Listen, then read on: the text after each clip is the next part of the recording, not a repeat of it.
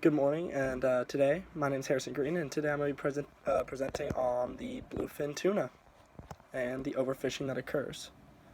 Um, so I want us to take a step back and imagine that we are in the 1930s, and you come home from a long day of work or school, and you open the door, and there's your dog. He's wagging his tail, jumping all over you, giving you kisses, and you walk over to his food bowl and notice that it's empty.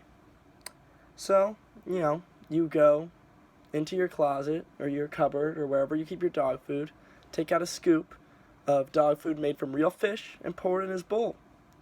After you're done, you look back at the label and notice that the fish that was actually being used to make this dog food is bluefin tuna. And fast forward to today, and bluefin tuna are now selling for millions of dollars per fish on the Japanese sushi market. So what changed?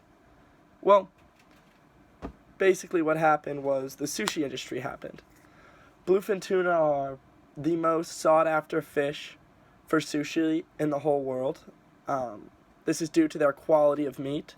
It is known as probably the highest quality of meat of any fish in the ocean, and this is due to its fat marbling, which happens similar to how, good cow or good steak has really solid fat marbling.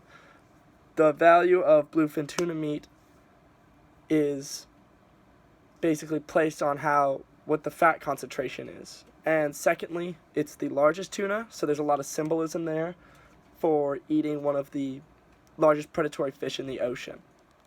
So as you can see here on this graph by the Atlantic of total bluefin caught each year, you can see that it rises from roughly 2,000 tons annually, all the way to over 30,000, roughly 33,000 tons of bluefin tuna are caught each year for the sushi industry. And this has had a drastic effect on bluefin tuna population. As you can see in an article written by National Public Radio on September 1st, 2017, bluefin tuna are now at 2.6% of their original stock before we started overfishing them.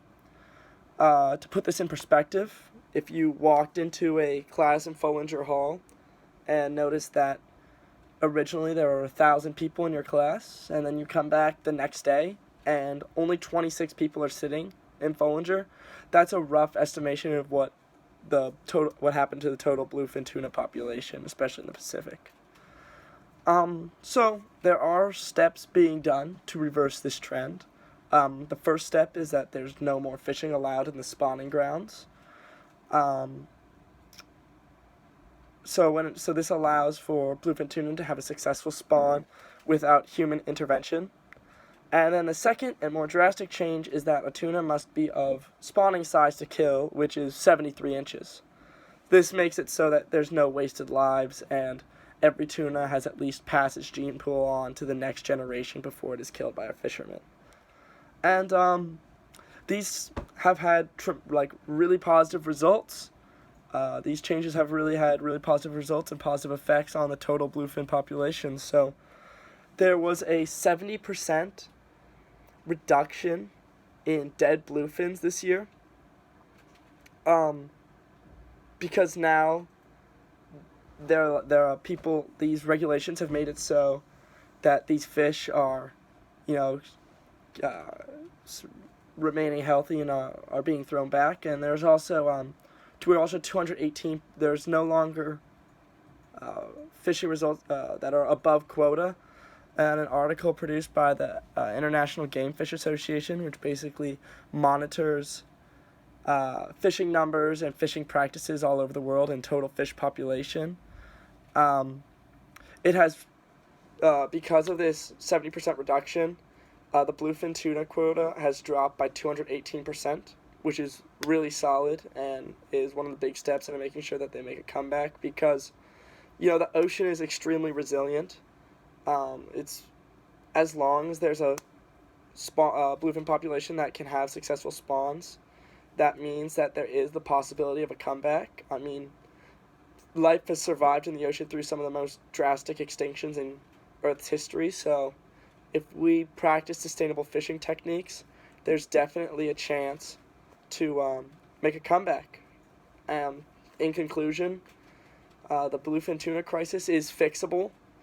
Like I stated previously, the ocean is very resilient. There's always a chance of a comeback. We just have to make sure that we continue practicing sustainable fishing practices, and only make sure that we're not going over our quota, and we should be okay. Thank you.